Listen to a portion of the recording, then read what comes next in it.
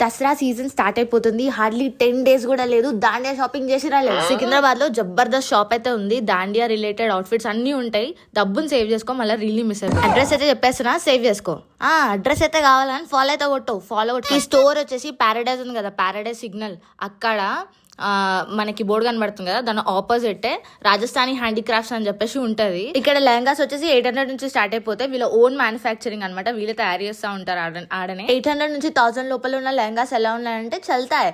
మొత్తం ట్రెడిషనల్ గర్భాలు కావాలి నాకు అంటే మాత్రం జర పైసలు పెట్టాల్సి వస్తుంది, కానీ బేసిక్ అయితే it's like okay is only rate. ఇక్కడ చిన్న పిల్లలకి లైక్ మంత్స్ బేబీకి కూడా డ్రెస్సెస్ ఉన్నాయి. ఎంత క్యూట్ ఉన్నాయి తెలుసా అసలు. అండ్ అబ్బాయిలకు కూడా డ్రెస్సెస్ ఉంటాయి ఇక్కడ.